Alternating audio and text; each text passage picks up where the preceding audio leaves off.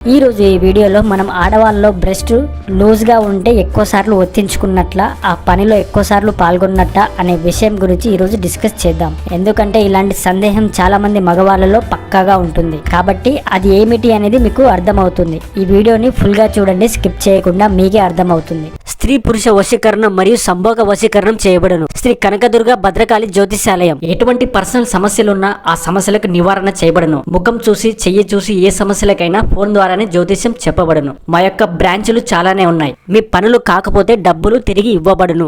నమ్మకం మీద కాల్ చేయండి. ఈ కనిపిస్తున్న ఈ నెంబర్ కి కాల్ చేసి మీ యొక్క సమస్యలకు పరిష్కారం చేయించుకోండి. అందరి ఆడవాళ్ళలో బ్రెస్ట్ సైజ్ లో చాలా తేడాలు ఉంటాయి, అయినా వాళ్ళ బాడీ ఫిజికల్ మీద డిసైడ్ అయి ఉంటుంది. అలాగా సరే, ఇప్పుడు మనం ఆలోచించి మాట్లాడే విషయం ఏమిటి అంటే, ఆడవాళ్ళ బ్రెస్ట్ సైజ్ మనం చూస్తే లూజ్ గా ఉంటాయి మరియు అవి చాలా మెత్తగా పెద్దగాను ఉంటాయి. ఇలా ఉంటే నిజంగా అంతకు ముందు చాలా మందితో ఆ పని చేయించుకున్నట్ల అలా ఒత్తించుకున్నట్ల అని అనుకుంటే నిజంగా లేదు అని చెప్పాలి.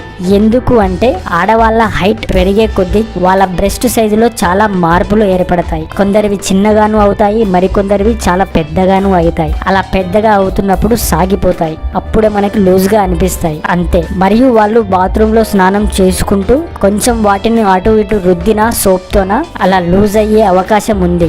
లూజ్ అయ్యే కారణం వల్ల అలా మెత్తగాను అనిపిస్తాయి. అంతేగాని అలా ఉంటే అమ్మాయిలకి ఎక్కువ సార్లు పిసిగించుకున్నది అనడం కరెక్ట్ కాదు. మరియు కొందరి ఆడవాళ్ళ సైజు పెరగడం వలన అలా సాగి ముందలికి వచ్చేస్తాయి. సో ఇది ఒక చాలా పెద్ద మూఢనమ్మకం. కాబట్టి ప్రతి ఒక్క మగాడికి ఇది అర్థమైందని అనుకుంటున్నాను. సో ఇది విషయం. ఈ వీడియో మీకు నచ్చినట్లయితే లైక్ చేయండి, షేర్ చేయండి, కామెంట్ చేయండి. మా ఛానల్ని సబ్స్క్రైబ్ చేసుకోండి. మరో వీడియోతో మళ్ళీ కలుద్దాం. అంతవరకు బాయ్.